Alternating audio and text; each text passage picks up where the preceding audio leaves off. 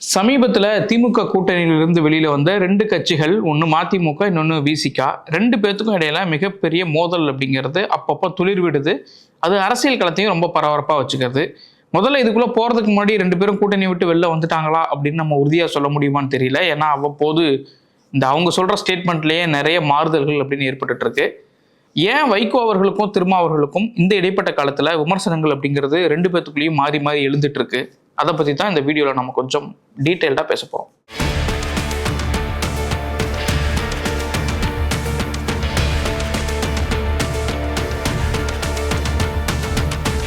சில தினங்களுக்கு முன்பாக வைகோ அவர்கள் மதிமுகவிலிருந்து தன்னுடைய கட்சி நிர்வாகிகள் கிட்ட பேசும்போது, நமக்கெல்லாம் ரொம்ப குறைவான சீட்டு கொடுத்துட்டாங்க, நம்ம சொந்த தொகுதியை கூட கொடுக்கவே இல்லை, திமுக தரப்புல நமக்கு நயவஞ்சகம் செஞ்சுட்டாங்கிற மாதிரியான கருத்தை வெளிப்படுத்தினது மட்டும் இல்லாம, அவங்களுக்கெல்லாம் பாருங்க சொந்த சின்னமும் கொடுத்து கூடுதலா 2 சீட்டும் கொடுத்துருக்குறாங்க, நம்மளை மட்டும் இப்படி ட்ரீட் பண்ணிட்டாங்க அப்படின்னு ரொம்ப அதிருப்தியை வெளிப்படுத்தினாரு.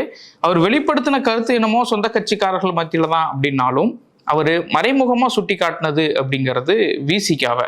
ஏன்னா அவங்களுக்கு தான் இந்த தேர்தலில் திமுக தரப்புல இருந்து 2 சீட்டு கூடுதலா கடந்த தேர்தலை காட்டிலும் போட்டியிடுறதுக்காக கொடுத்தாங்க. ஏன் மதிமுகவை சேர்ந்த வைகோ அவர்கள் விசிகாவை குறிப்பா திருமாவர்களை இப்போ விமர்சிக்கணும்?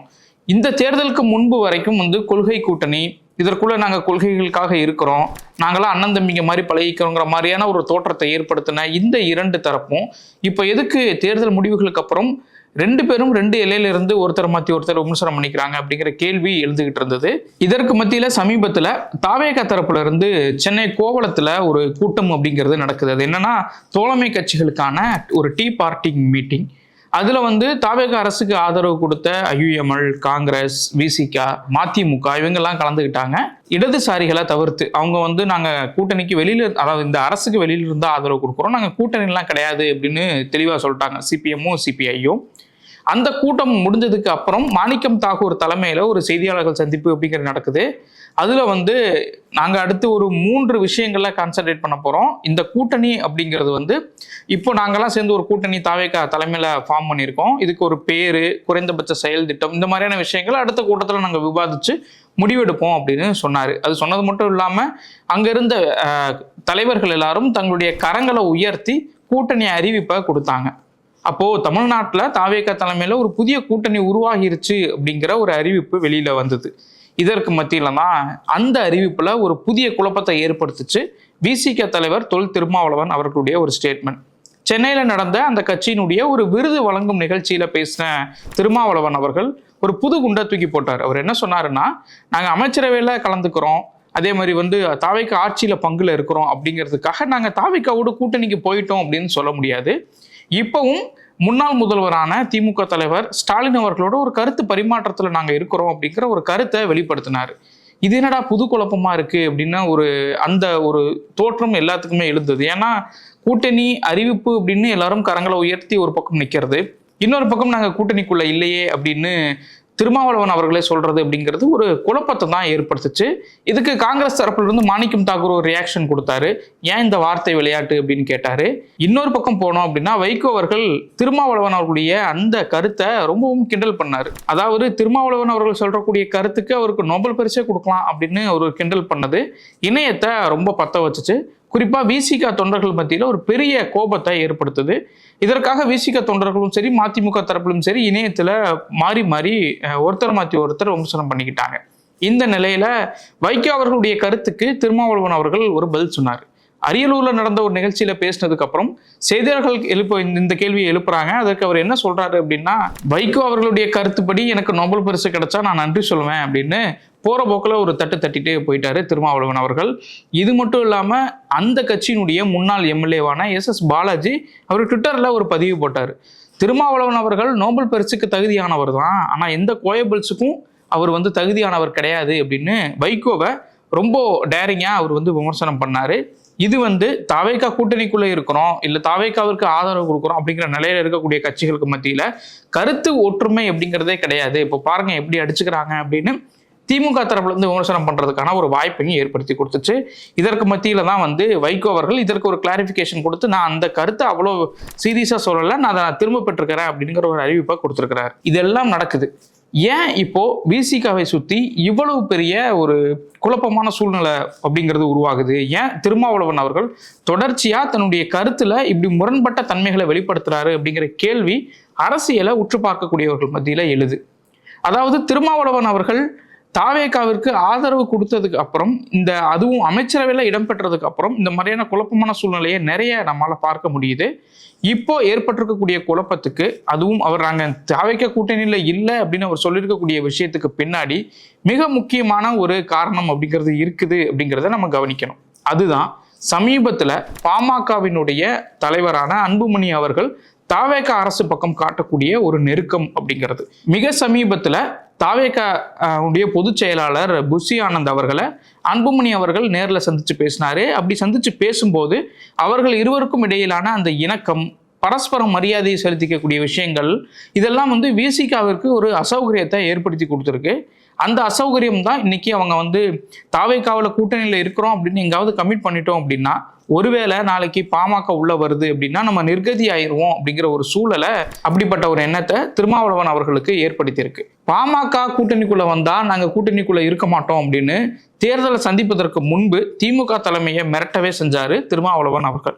அதாவது கொள்கைக்காக இருக்கக்கூடிய கூட்டணி, இதுல பாமகவால உள்ள கொண்டு வந்தீங்கன்னா நாங்க இருக்கவே மாட்டோம் அப்படின்னு ரொம்பவுமே வெளிப்படையா அவர் சொன்னாரு.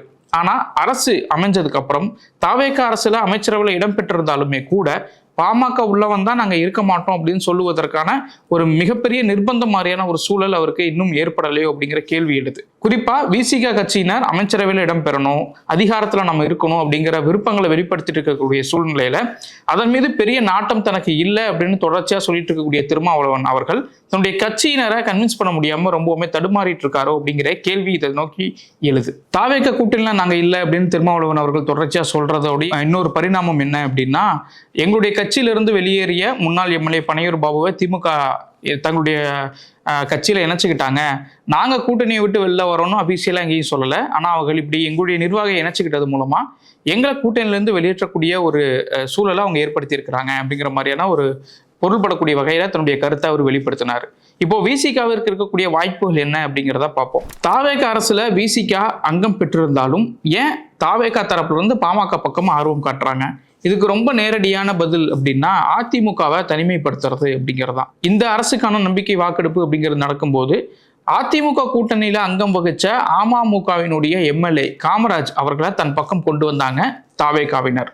அதற்கப்புறம் அந்த கூட்டணியில் இருக்கக்கூடிய மிக முக்கியமான கட்சியா அறியப்படக்கூடியது பாமக. ஆட்சி அமைஞ்சதுக்கு அப்புறம் திமுக தரப்பிலான கூட்டணி கட்சி தலைவர்களை எப்படி போய் விஜய் பார்த்தாரோ அதே மாதிரி அதிமுக தரப்புல இருக்கக்கூடிய கூட்டணி கட்சி தலைவர்களை விஜய் பெருவாரியா போய் பார்க்கல. இன்னும் சொல்ல போனா எடப்பாடி பழனிசாமி அவர்களே போய் பார்க்கல. ஆனா அவர் அதிமுக தரப்புல இருந்து சந்திச்ச கூட்டணி தலைவர்கள்ல ஒரே ஒருத்தர் அப்படின்னா அது அன்புமணி ராமதாஸ் அவர்கள். அன்புமணி ராமதாஸ் அவர்களையும் தன் பக்கம் கொண்டு வந்துட்டோம் அப்படின்னா அதிமுக மேற்கொண்டு தனிமைப்படுத்தப்படும் அப்படிங்கிறத தாவேகா தரப்புல இருந்து நம்புறாங்க. அதுக்காக தான் அதிமுகவில இருந்து எம்எல்ஏக்களை ஒரு பக்கம் கொண்டு வர்றது, இன்னொரு பக்கம் அதிமுகவோடு யாரெல்லாம் தோழமையா இருக்காங்களோ அவங்களெல்லாம் தன்னுடைய பக்கம் ஈர்க்கிறது அப்படிங்கிற ஒரு விளையாட்டை இன்னைக்கு தாவேகா ஆரம்பிச்சிருக்கு. இதனுடைய ஒரு வெர்ஷன் தான் அமமுகவிலிருந்து காமராஜ் அவர்களை கொண்டு வந்தது. அதற்கப்புறம் பெரிய கட்சி அறியப்படக்கூடிய பாமக, இன்னைக்கு பாமக கிட்ட 4 எம்எல்ஏக்கள் இருக்கிறாங்க. அவங்கள அன்புமணி ராமதாஸ் அவர்களுடைய சந்திப்பு அப்படிங்கிறது, அவர்களுக்கான கோரிக்கைகளை காது கொடுத்து கேட்கறது அப்படின்னு ராமதாஸ் அவர்களுக்கு பக்கம் தாவேகா நெருக்கம் காட்டுவதற்கான காரணமும் இதுதான் அப்படின்னு சொல்றாங்க அரசியல் நோக்கர்கள். இப்படி பாமக உள்ளவருக்கான ஆர்வம் காட்டுறது, தாவேகா பாமக பக்கம் கூடுதலான கவனம் செலுத்துறது அப்படிங்கிறது விசிகாவுக்கு ஒரு தர்ம சங்கடத்தை ஏற்படுத்தி இருக்கு. அமைச்சரவையில் இடம்பெறணும், அதிகாரத்தில் இடம்பெறணும் அப்படின்னு விசிகாவினர் ஒரு பக்கம் தன்னுடைய தலைவரான திருமாவளவன் அவர்களுக்கு நெருக்கடி கொடுக்கறதும், இன்னொரு பக்கம் தனக்கு அதுல விருப்பமே இல்லை அப்படின்னாலும் கட்சியினருடைய இந்த நெருக்கடி அப்படிங்கிறது தன்னை அந்த திசை நோக்கி கொண்டு போகுது அப்படிங்கிற ஒரு அதிருப்தியில் இருக்கக்கூடிய திருமாவளவன் அவர்கள் அடுத்து என்ன பண்ண போறாரு அப்படிங்கிற கேள்வி எழுது. தாவேகா அரசுக்கு ஆதரவு கொடுக்கக்கூடிய நிலைப்பாடுல ஒரு குழப்பமான சூழ்நிலையை வெளிப்படுத்தினது அப்படிங்கிறது இடதுசாரிகளை அவர்கள் பக்கம் இருந்து கொஞ்சம் நகர்த்தி கொண்டு போயிருக்கு. அதே சமயம் திமுக கூட்டணியிலிருந்து வெளியில அமைச்சரவையில் இடம்பெற்றது அப்படிங்கிறது திமுக பக்கம் மிகப்பெரிய ஒரு அதிருப்தியை ஏற்படுத்தி இருக்கு. அதனால திமுக பக்கமும் பெருசா போக முடியாது. அதிமுக ரொம்பவுமே பலவீனப்பட்டு கொண்டு இருக்கக்கூடிய சூழ்நிலையில எந்த ஒரு வெற்றி வாய்ப்பும் இல்லாத அதிமுக பக்கம் போறது அப்படிங்கிறது விசிகாவை நிலைகுலைய செஞ்சிரும் அப்படிங்கிற ஒரு வாய்ப்பும் இருக்கு. இதற்கு மத்தியில அமைச்சரவை விட்டு வெளில வரதா, அமைச்சரவைக்குள்ளேயே இருந்தாலும் கூட்டணியில பங்கு பெறதா, கூட்டணியில இருந்தா பாமக வந்தா எப்படி அதுக்கு நம்ம ரியாக்ட் பண்ண போறோம் அப்படிங்கிற மிக தர்ம சங்கடமான ஒரு நிலைமையில இருக்கிறாரு விசிக தலைவரான தொல் திருமாவளவன் அவர்கள். அடுத்தடுத்து வரக்கூடிய நகர்வுகள் விசிகாவை எந்த எல்லைக்கு கொண்டு போய் நிப்பாட்டும்? ஒரு பக்கம் கட்சியினர் கொடுக்கக்கூடிய நெருக்கடி, இன்னொரு பக்கம் பாமக வரவு அப்படின்னு ஒன்று நடந்தது அப்படின்னா எப்படி இந்த அரசியலை செய்ய போறோம் அப்படிங்கிற நெருக்கடி. இந்த ரெண்டுக்கும் மத்தியில திருமாவளவன் அவர்கள் என்ன செய்ய போறாரு அப்படிங்கிறத பொறுத்திருந்து தான் பார்க்கணும். அடுத்தடுத்த பொலிட்டிக்கல் அப்டேட்டுக்கு தினமணியோடு இணைஞ்சிருங்க. இந்த வீடியோ பிடிச்சிருந்தா லைக் பண்ணுங்க, ஷேர் பண்ணுங்க, கமெண்ட் பண்ணுங்க. மறக்காம தினமணி சேனலை சப்ஸ்கிரைப் பண்ணுங்க.